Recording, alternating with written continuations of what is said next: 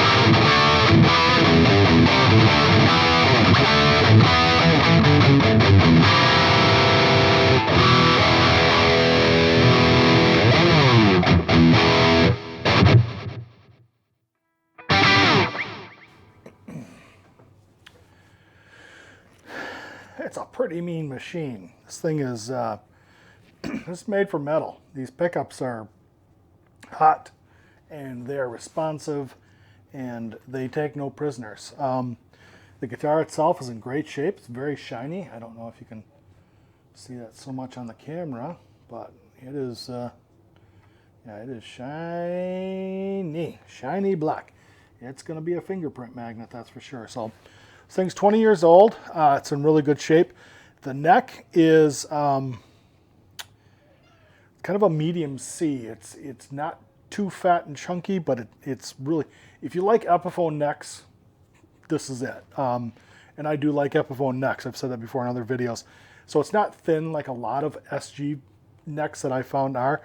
It's got some chunk to it. So, and it sits great. There's no neck dive, any of that stuff. So there's none of those issues. 24 frets, and it's got Grover tuners on it. And there is one small flaw in that there's a paint check here, and it's not structurally damaged. I looked at it, and it's, you know, it's not a break or anything like that. So that is one little thing about it that I didn't notice when I was checking it out, but I discovered it later. But not a big deal. It's not going to affect the integrity of the guitar. Guitar stays in tune, fantastic. I just changed these strings this morning, and gave them a little stretch, and went to tune up, and barely had to tune. And even now, it's sitting in tune pretty good. So let's see here.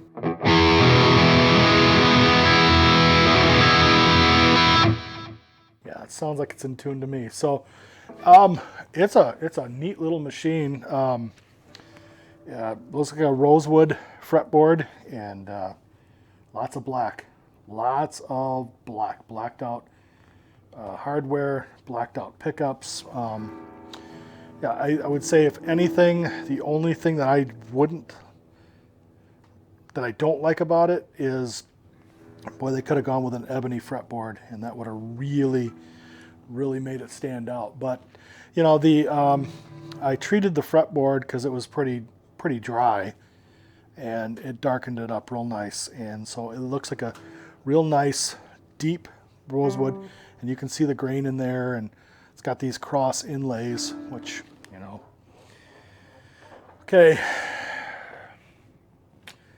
I'm a Christian boy, and I know what the music of Black Sabbath's about, but you know, I'll take what the enemy meant for evil and turn it to good.